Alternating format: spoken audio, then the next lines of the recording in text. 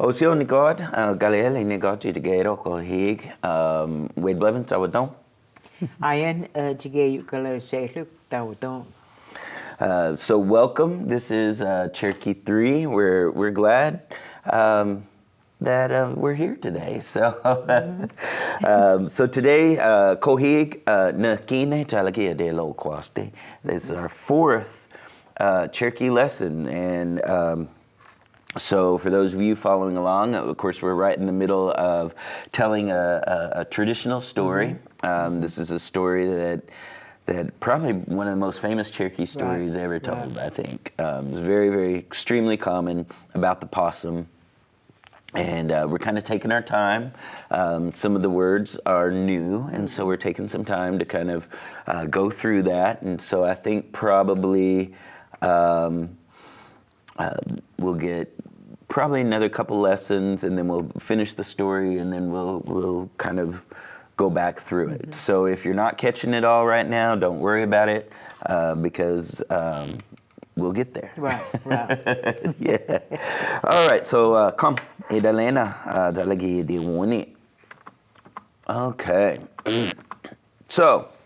Our reading practice today, we're still working with the Cherokee primer. And so here is a page from the Cherokee primer. And just like before, I've kind of taken the liberty, it's kind of hard to see on the page. And so I've taken the liberty of writing it out. Now, hopefully, I've written it correctly, because sometimes I get ahead of myself and I spell it the way I'm used to spelling it, and then I look back there and I'm like, oh wait, that's not how they spelled it. And this primer was done in 1850 something. Okay, 1854. I think it was. I think, yeah. So we're looking at words that probably were used, way back in the day, where now it's kind of progressed to how we're speaking. Right. And some of the words we know, and some and some we just take our best guess at. Right. We look at what it's the picture, or look at how it's saying what it's saying to figure out what that word is that fits in there. And and I think of course, like any living language, over time it changes, because of course the way folks spoke English in the 1800s is not the way we speak English now, and so I think Cherokee would be the same. I think so too. Some of the sounds will slightly change, and words go out of favor, and of course, as technology progresses, words become completely lost, And it depends on where, and again, we've talked about this before, where you're from, the area, the community, or that you're from, that there's a little bit of difference in how you say it, but it's still the same. Yeah. And I've noticed that with there are a couple of these words that this is the first time I've seen them spelled that way and pronounced that way, and so I think it's kind of interesting. So it looks like the first word we have is walk, and walk, and there's I always thought it was kind of interesting. Probably other people don't, but I think it's interesting. Because, of course, waka was not native to our homeland, and so it was brought by the Spanish. When the Spanish came in 1540, they brought pigs, they brought cows, horses, even cats, and those kinds of things. So those were all brand new to us, and so we had to, of course, figure out words for them. And this word waka, I had always been told, came from the Spanish word for cow, which is vaca. Oh, okay. And we don't have that v sound, so we just said it the best we could, which makes sense. I mean, because if you're exposed to something new, and you ask, well, what is that? And they tell you, then that's what you call it, that kind of thing. And so and so then I think that's how other languages get mixed together, you know, and that kind of thing. And so. you know, we always talk about how Cherokee is a descriptive.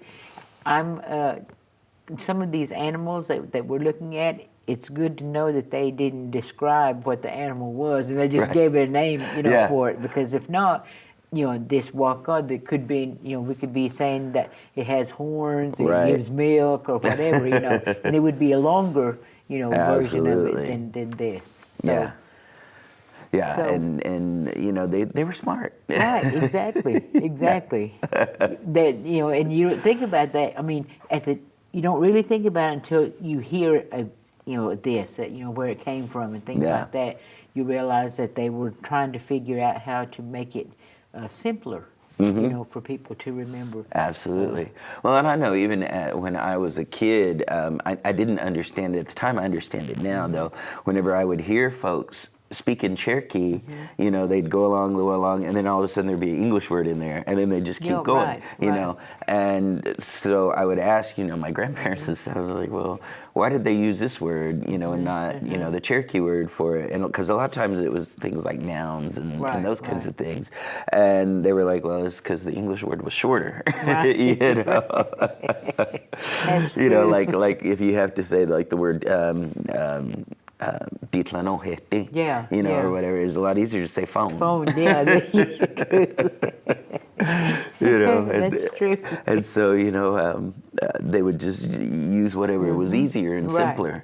You know. Yeah, and it wasn't that big a deal. You know, if you were speaking Cherokee and you threw in the English or whatever, you just kept on going. The person that was listening, you know, had no problems. Yeah, no problems with it. You just kept on going and, you know, holding your conversation. Yeah. But I think back then, you know, the focus was on, and as all language should be, the focus was on communication. You know, so it didn't matter to them if they put some English in there. But now, you know, of course, we're trying to preserve the language that we have, and so I think we're a little more strict about, you know, trying to make sure that we don't use as much English, you know, and which is where the I think the consortium comes in, you know, coming up with words for new technologies and things that we don't have concepts for. So. And you know, with that consortium, I when I first, you know, heard about it, and they were coming up with, because they were translating like textbooks and stuff for the immersion. And you know, and there was words that they were all, you know, deciding, like cone, triangle, you know, all those words that were in scientific words, you know, for science. And so, and I was thinking, well, that's good, because they would ask everybody, you know, what they thought, and it was when they came to a consensus, which is the way we always did. Then they would agree, okay, that's what we're going to call this, you know. So I like to go to them and just listen and watch, you know, what's going on, and every now and then I might put my 2 cents worth in there, you know. But it's interesting to watch, if you know, if anybody gets an opportunity to do that. Hearing people speak, and then, you know, deciding and what then they're discuss gonna, and talk about.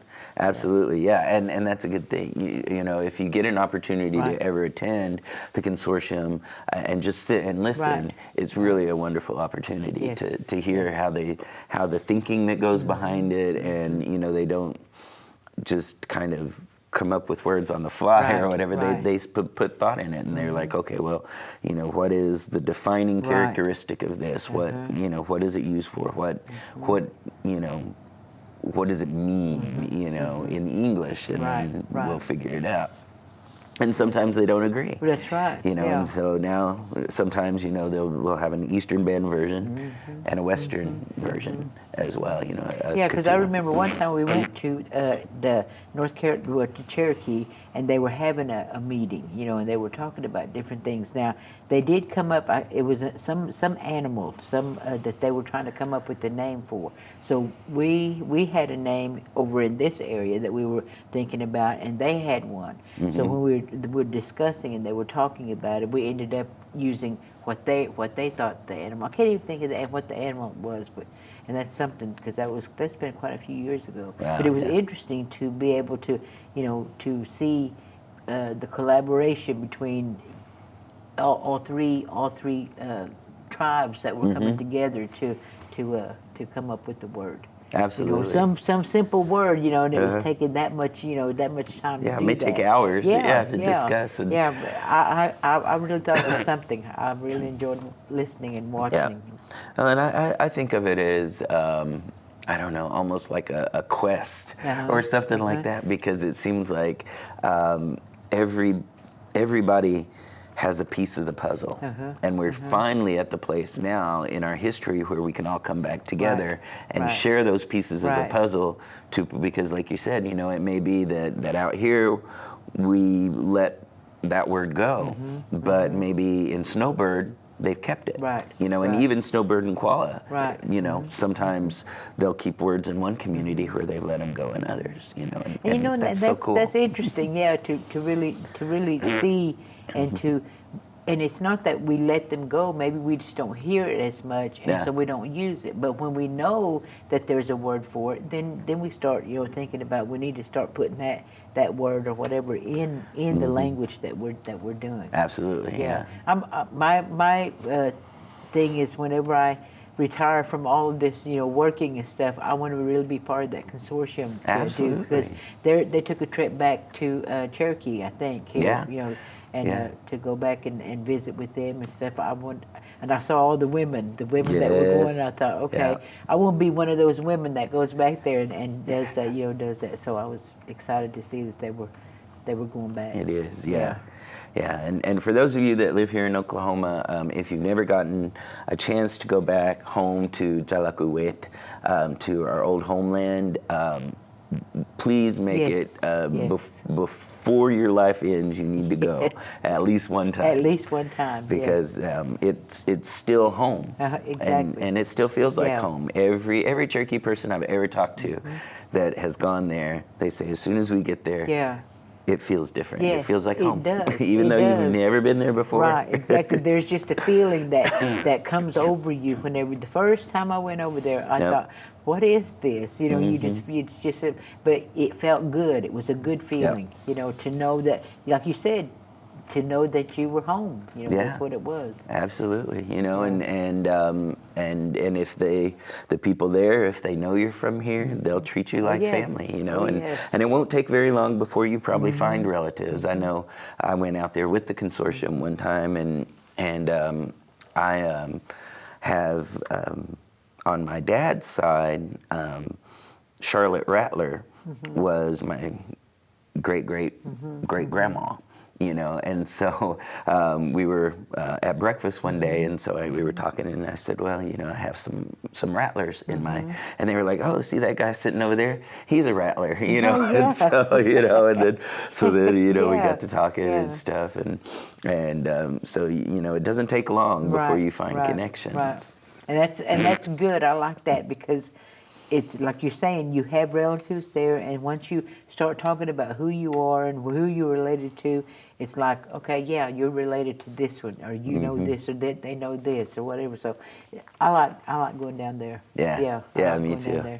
I always used to think whenever I retire from everything, I might move to Cherokee. Then I had grandkids, and I thought, no, I can't move. But it's a good place. It absolutely really is. And I know, of course, Jerry Wolf, Jagesa, he was an amazing person because, even our people, when they would go, of course, he always hung out at the museum.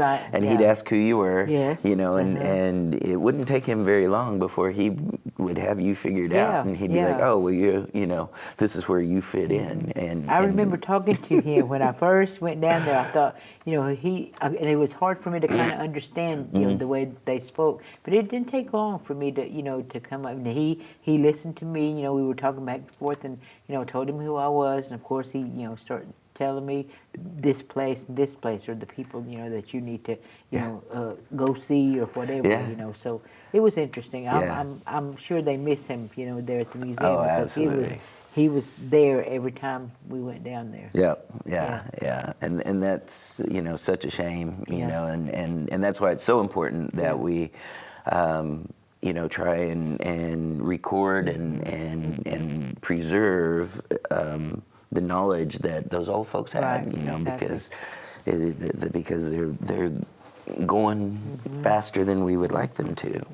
So anyway, so the word vaca, I had always been told comes from the Spanish for vaca, for cow. So the next word we have here is, I always say chitog, but if we look at the syllabary, the way they have it written, they have jaw, tog.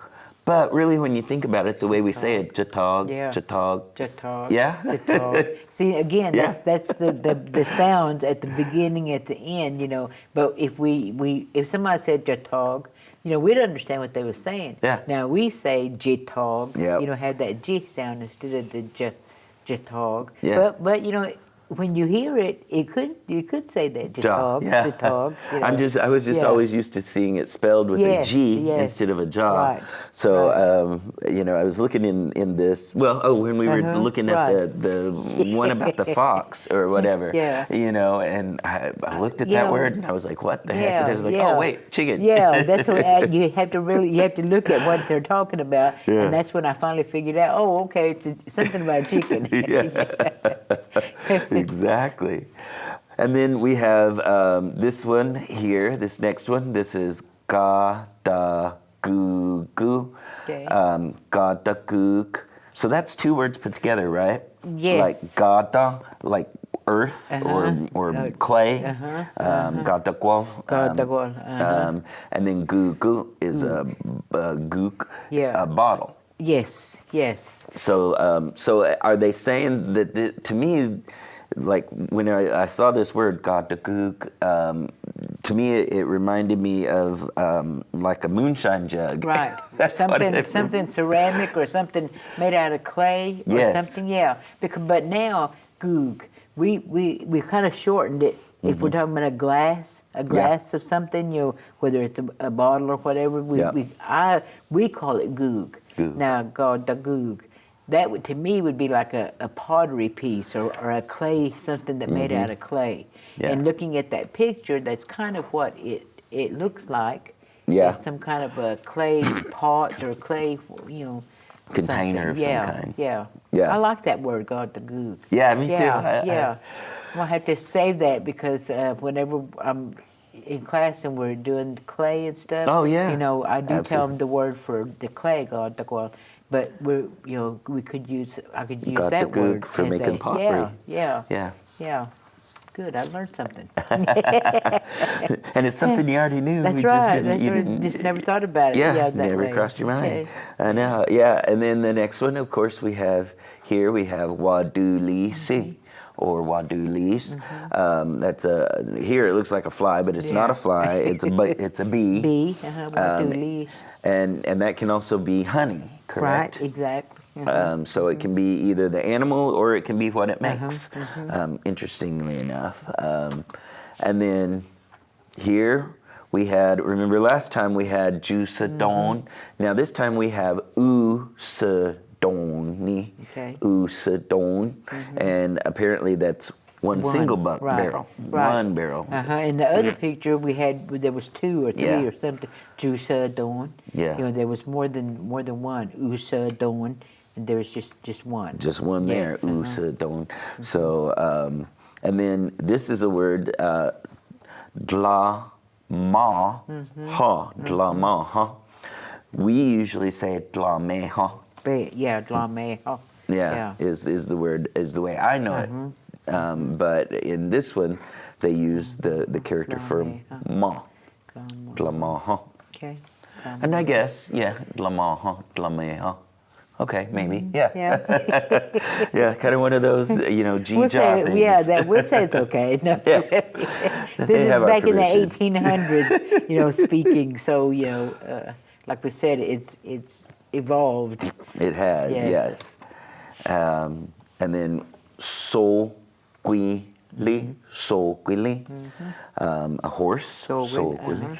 I have heard that there is another word for horse, but I don't know it.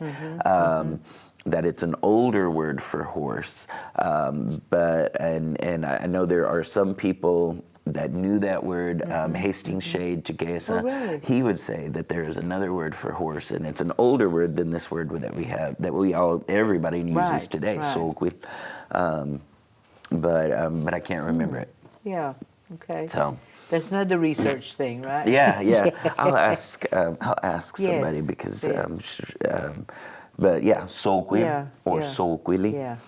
a horse, and then of course we have here uno dana, uno dan, We know it, Dan. uno dan, and that literally means like he's woolly, right? Yeah, right, Uno dan, right. Yes. talking about the wool that's Yes. on him. We know it, Dan. Uh-huh. Yeah. And sometimes people put ahui in front of that, right? Ahui uno dan. I've seen that on there, you know, but We never did. we But don't. Yeah, we don't put that. Yeah. But we know that that's what it is, and I'm assuming that we say that's a deer, Right. You know, so maybe it could be talking about the hooves or talking about something where it kind of, you know, resembles that. Yeah. Because again, it was all descriptive. Yeah. You know, so and that is describing Uno Dan, the hair, the fur that he has. So that is describing Absolutely. that, yeah. Yeah. And so that's the great thing is once you start learning Cherokee, a lot of words, you kind of get double duty out of them. And once you know, like uno dan, then you know the word for woolly. Right. You know, geet, you know, same, you know the word for hairy now, Right. you know, that kind of thing. So, all right. So let's see where we're at in the story. Pardon me. Let me see if I can read, and you can correct me when I make mistakes. Okay. So, okay. We good there? Correct, yes. All right. Do you would guess ganita?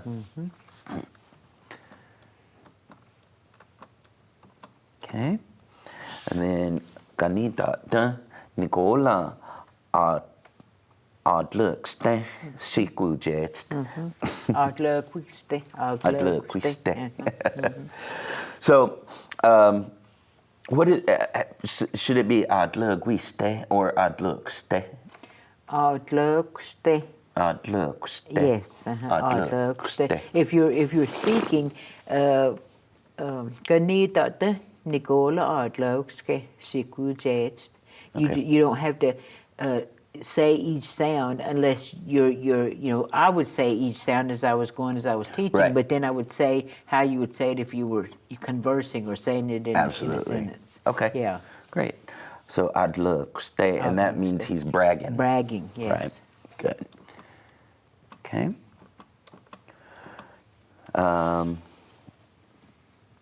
Ulsinösa ganidata altawoske. Okay. Ulsinösa every night? Every evening, yeah. Ulsinösa when it got dark. When it get dark. Yeah. Ganidata altawoske. Altawoske. We would brush his hair, right? His tail, I mean. Yes. Yeah. Ale gigage ost galawestiskon ganidata. He'd wind his tail up with the red thread. A red string, yeah. Okay. Yeah, those ways, way one woos, those are hard for me to read. So well, we don't really use those that much. Whoa, way, those are. It is kind of. I have to really. Sometimes I have to look at the rest of the word to see that sound that goes in there. Yeah. And me too. You know, because I came across. I was like gala, and I was like, I think that's way in there. But that goes to show you, and I've always been well.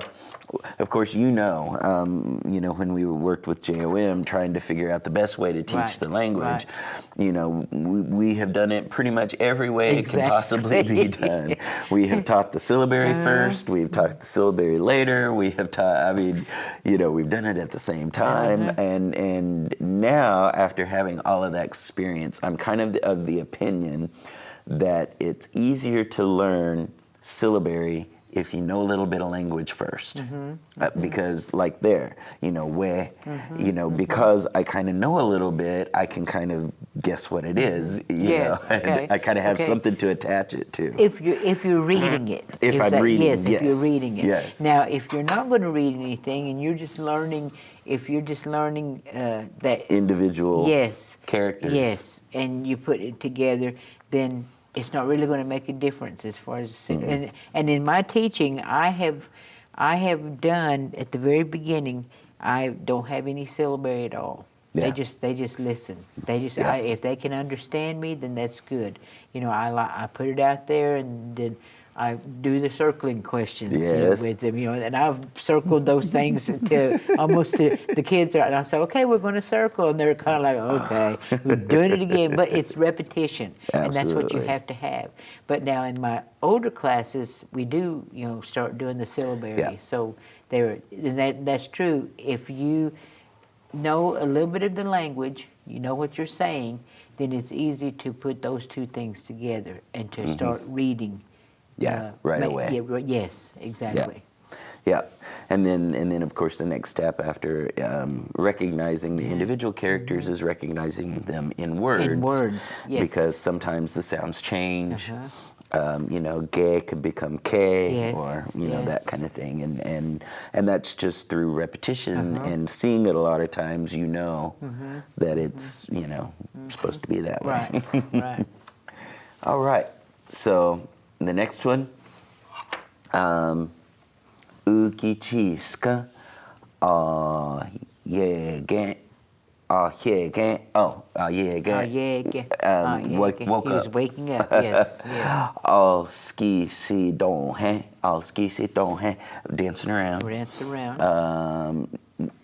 Ni gani data ali helige de kanogiska. So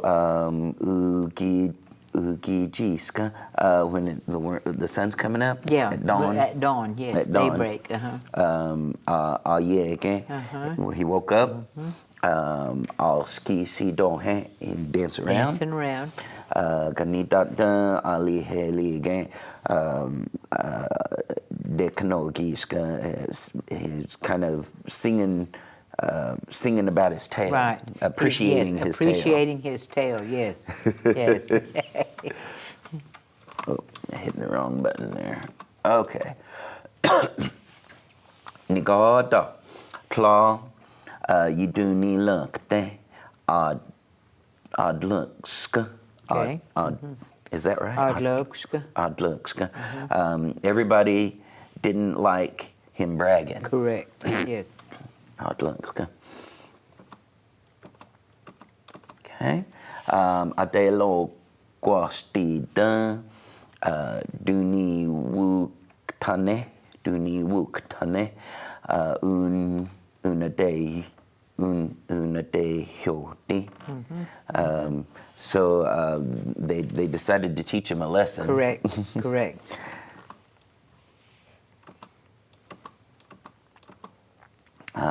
Talatu wuni tayotle go hoost udati.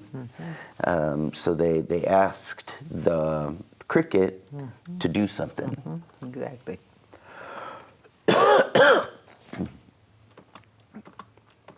And okay, so I think that's as far as we got. Okay. That seems like. Yeah. If not, then just play along.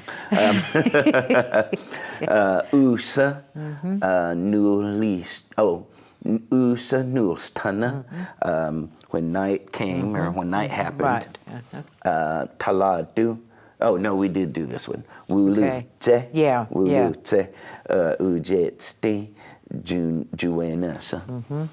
So when night came, the cricket arrived Yes. at the possum's house. Correct.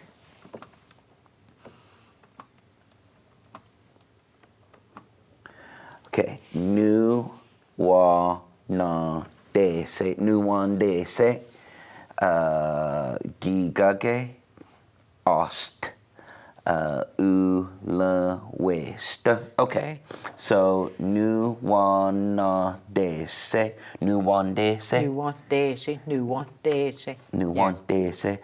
That's he took it off. He took it off. Yes. Gigage, ost, the red string.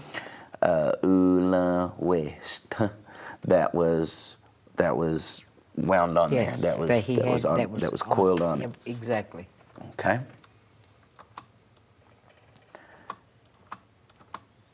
Okay. And we did this one too. That one did. Yeah, I think we did too. Yeah.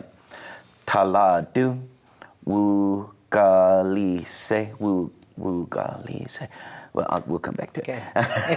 Ujetsti, ganidata, ustika. Oh, okay. So, taladu, the cricket. Taladu, wugalse. Exactly. Cut. Yes, he right? cut. Wugalse. Ujetsti, the possum. Ganidata, tail.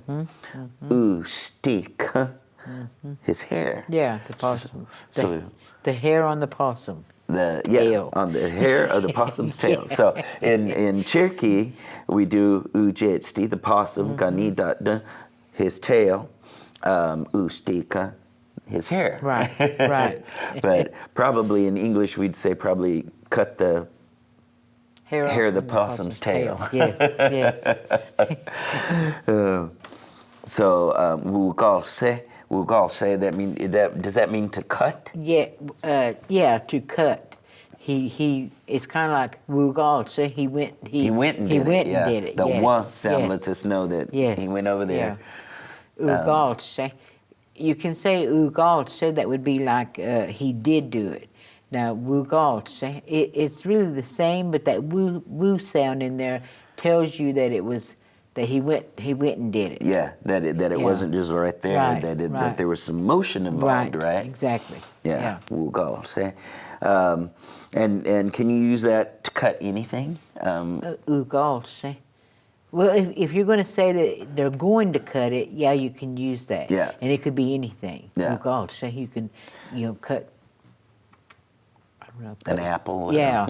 Well, now an apple, you wouldn't say that. This would be more if it was like a piece of clothing, like if you're going to cut spinach. In my mind, that's just what it would call. So that's what came to me. But if you're going to cut something like that, but if you're going to cut food, that's something different. You can't use the same thing. This is more something that's. I would say flimsy. Oh, now, but could you use it for something like string or rope? Yes. Okay, yes. So you could use it for that. Cloth. Paper. Yes. Cutting paper. Yeah. Well, to me, it'd have to be something that's kind of that wouldn't be paper. I mean, I think there's another word for if you're going to cut paper. And it's eluding me right now, but wugalse means something more like a string or a hair or clothing or something like that. Okay. It's that cutting that. Okay, awesome, very cool. Okay, so and then of course let's see how we got wugalse, ustika. Good. Okay, so the cricket cut off the hair on the possum's tail. Okay, and then this says gigage, ost, ulawestana, ganidata.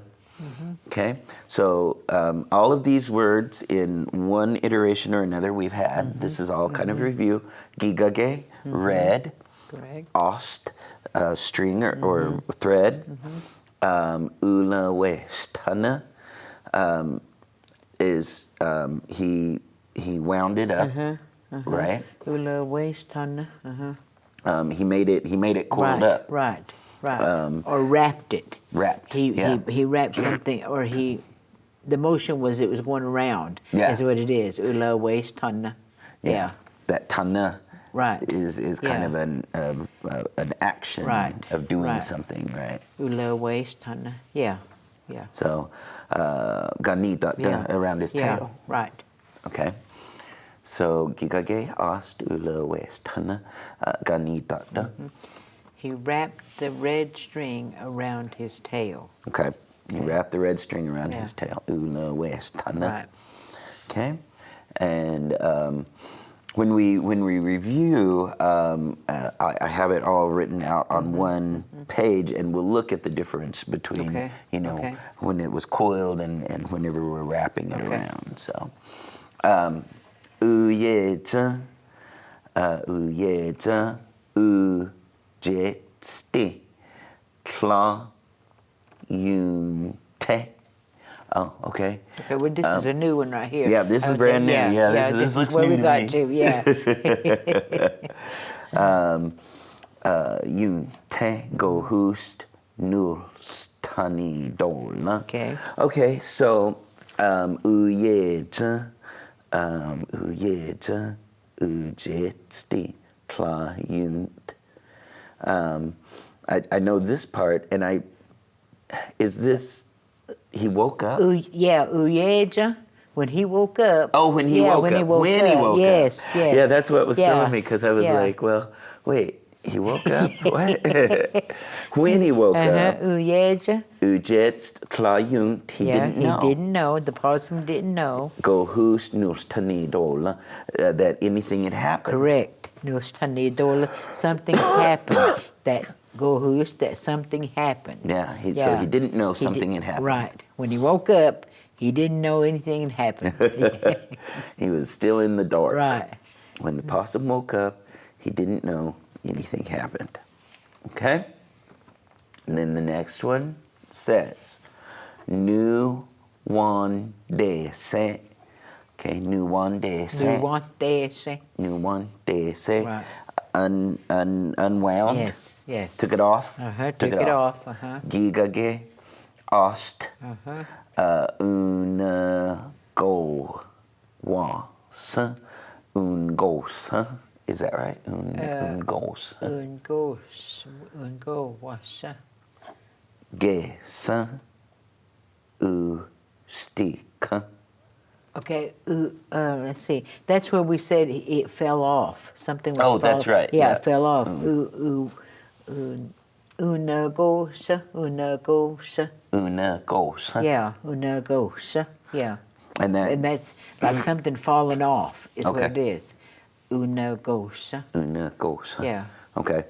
So and then again, well, let's go up. Yes. Okay. So we're saying that his hair fell off. Is what we una gosa, gesa, ustika. Okay. So new one day say of course was he took it off. Yes. Now does that new one day say, can that be like, what other instances can we use new one day? New one day say it could be like if someone's taking something off of a vine. You're taking new one, like you're taking grapes, something off. If you're taking grapes off of. Yeah. Or if you're going to, like if you have a Band-Aid on, new one day say, they took it off. So that word right there can be used for, I think, for either anything. New one day say, I don't. But not like taking clothes off or anything like that. No, you're right. Because we got different words for those. Yes, for actually, this is more like taking something off. That's pulling on. Something off. Yes. Okay. Yeah. Now, because, for example, if we had something here and we take it off of there, but that's more like you picked it up. Yeah, you took it off. Now this would be like if it was something was on there, like stuck, like keep going like back to Band-Aid. Could we use a tick? Nu want they say. Yeah, he took the tick off. Okay. Yeah. But if something is setting on something, that's a different word than that. It has to be kind of something that's attached. Okay. Or somehow is on that thing. Okay. Okay, does that make sense? Yeah. Okay. Yeah. Okay. So, because in this case, Gigage Ost took off the red string. He took it off of there. Una gosa. And that gesa means was. Yes. Right? Yes. Ustika. His hair. Yes, yes. So una cosa, that's it fell off. Yes, un gosh. It's kind of like you have to. It's like it fell off is what that's saying, and that's what we were trying to say on the hair is that it fell off. Yeah, like after that red string come off, then the hair just fell on the ground. Right. Yeah, una gosh. Yeah, and you have to say that "na" as the more I'm saying, you would with anything. The more you say it, it just starts sounding kind of Crazy. kind of crazy. Du vante se giga ge ost una gosa gesa ustika. Okay. So that's how it would have to say in that. So you have to put the na. Yeah, una gosa. Yes. Okay. Now un gosa means something different, right? Kind of. Well, I think if someone was speaking, they might put that say that Un gosa. una gosa, un gosa, Un gosa. un gosa. I think you have to have that na in there. Yeah, It needs to be in it needs to be in there. Un gosa. Yeah. Una gosa. Yeah. Okay. So nuandese. Would you go ahead and read this one for us? Okay. Nuantese gigoge osti ost.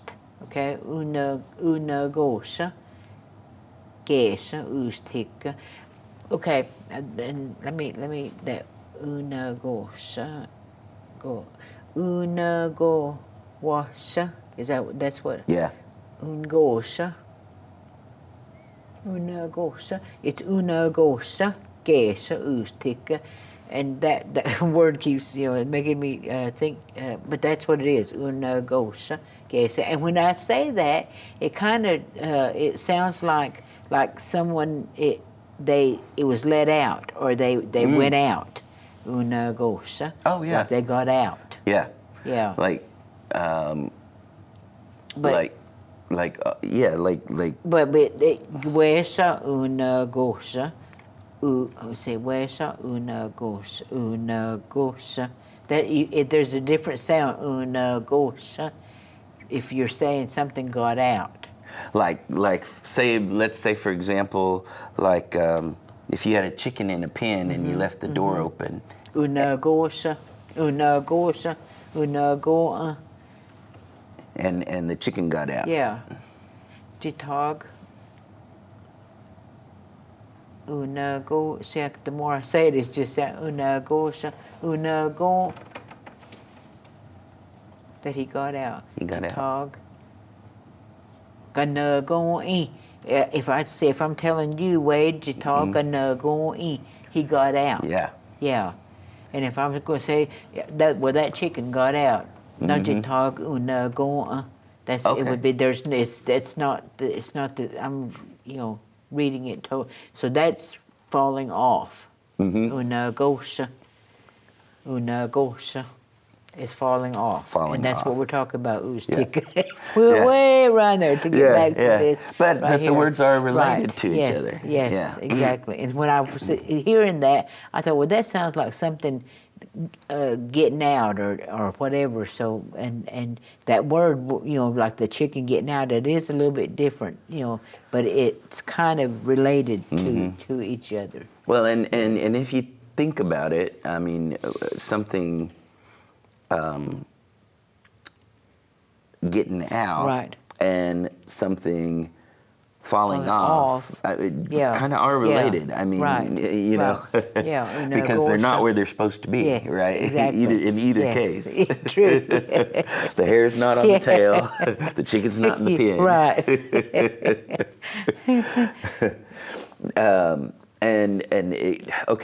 I remember Benny saying one time, "I hananu go." It was in one of his things that he said. Right. But I don't remember what it means though.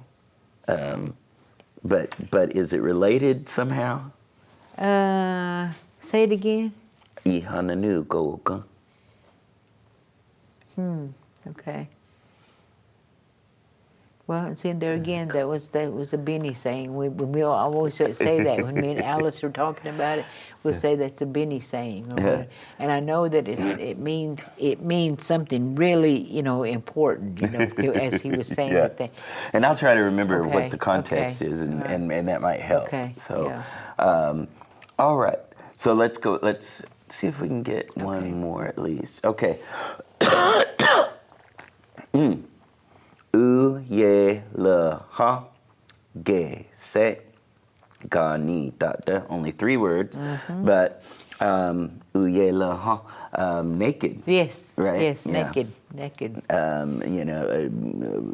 Ge se was. It was naked. It was. Yeah. Ga ni da da. His tail. His tail. Right. Yes. So his tail was naked.